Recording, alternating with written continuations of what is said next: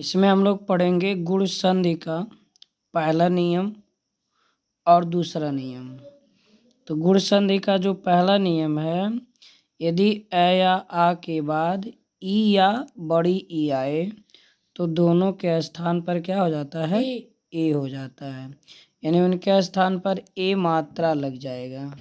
तो हम लोग ये समझ चुके हैं, यानी ये सूत्र पहला ऐसे ही जान लीजिए, क्या अ या तो क्या आएगा आ, इसके बाद अगर जुटता है ई जुटे या बड़ी ई जुटे तो दोनों मिलके क्या बनेंगे? ए बनाते हैं। ए मात्रा ऐसे लगता है किसी भी व्यंजन पर एक झंडी। ठीक है, तो अब हम लोग इसको पढ़ेंगे। जैसे उदाहरण समझिएगा, गुण संधि के उदाहरण जैसे लिख दिया गया, महाधन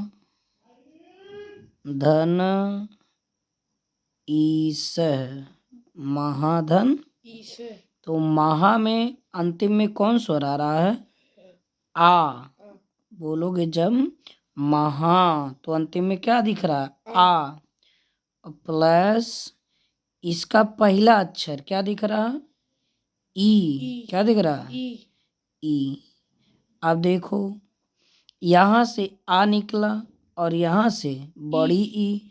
नियम कहता है आ के बाद अगर बड़ी ई आएगी तो भी ए बनेगा, तो यानी ये दोनों मिलकर क्या बनाएंगे? ए। क्या बनाएंगे? ए, यानी मात्रा देंगे ये वाला। ठीक है, अब यहाँ देखो, है में से आ मात्रा निकल चुका है तो हम लोग लिख लेंगे मह। क्या लिख लेंगे? अब ये जो दोनों मिलके मात्रा बनाए हैं, यही मात्रा है पे क्या होगा? लग जाएगा, तो ये हो जाएगा हे। और ई तो चला आया था, ये स उतार दीजिए। क्या बन गया? महेश। महाधनीश बराबर। वैसे भी गुण संधि का पहचान जानिएगा कि जो है जहाँ से खंडित होता है शब्द उसमें एक झंडी लग जाए तो गुण संधि। और एक और पहचान है, ऊपर एक झंडी हो और एक पाई हो, ये भी किसका है? गुण संधि का। यानी ऊपर जब एक झंडी दिख जाए तो गुण संधि का उदाहरण होता है। हम लोग दूसरा उदाहरण देखेंगे, जैसे सर्व धन ईशः। सर्वधन, सर्व में देखो क्या आया? सर्व। क्या निकल रहा अक्षर? अ। स्वर अंतिम में क्या सुनाई दे रहा है? सर्व। अक्षर। इसका पहला अक्षर क्या है?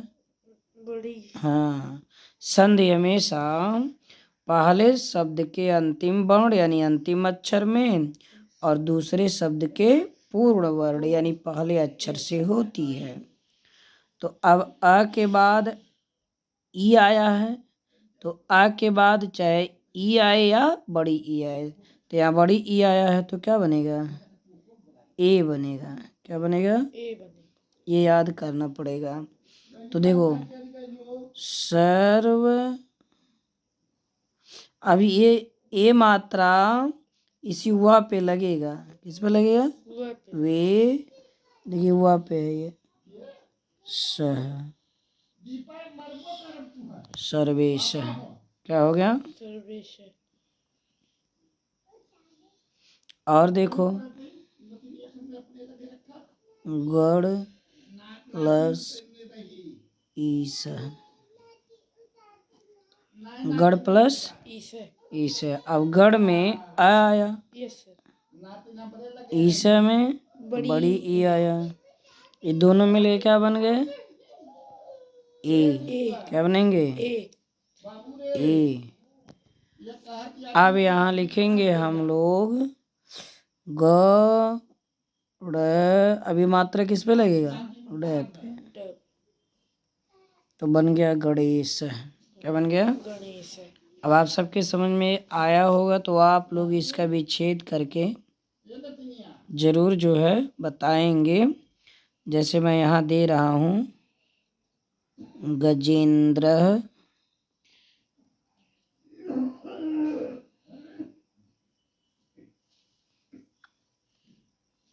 इसके गजेंद्र हो गया, महेंद्र हो गया,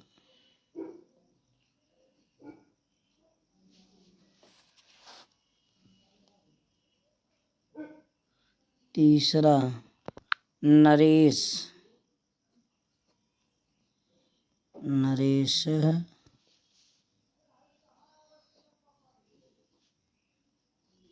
देवेंद्र है,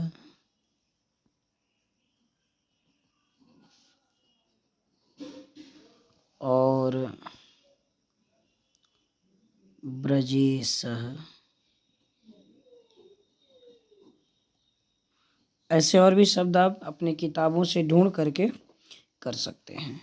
अब हम लोग दूसरा नियम पढ़ेंगे। गुण संधि का दूसरा नियम है, इसी पे आप लोग लिख लीजिएगा। यदि अ या आ के बाद, यहाँ ध्यान देना है, ई के जगह पे हो जाएगा उ या बड़ा ऊ। यही दूसरा नियम पूरा लिख लीजिएगा। यदि अ या आ के बाद उ या बड़ा ऊ आए तो दोनों के स्थान पर क्या हो जाएगा?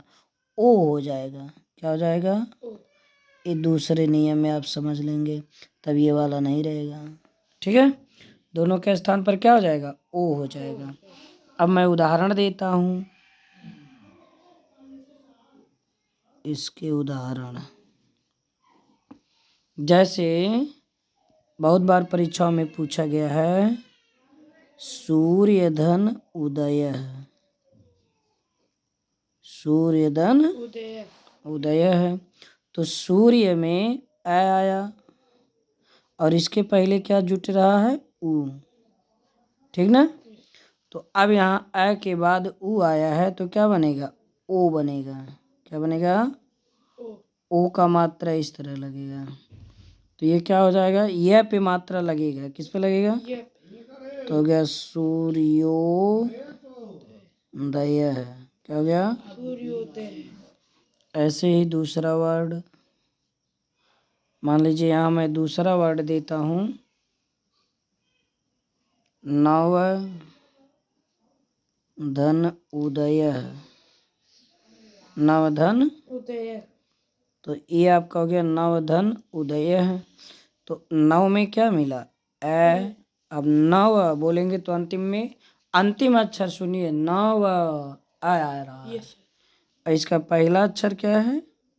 उ।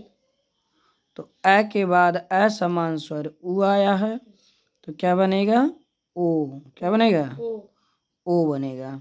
तो ओ मात्रा किस पे लगेगा? बोलिए, ओ मात्रा किस पे लगाएंगे? झंडी पे। किस पे लगेगा? कौन अक्षर पे? न पे कि वह पे?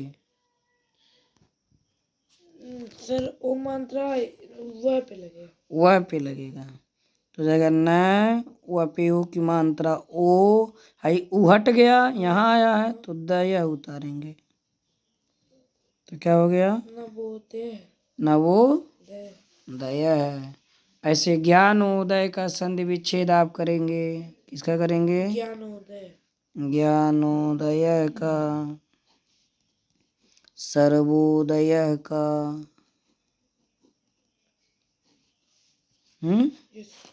ज्ञानोदय, सर्वोदय, ज्ञानोपयोगी। क्या लिखेंगे?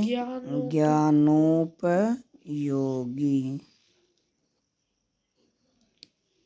ठीक है, ऐसे आप बना सकते हो परिक्षोपयोगी।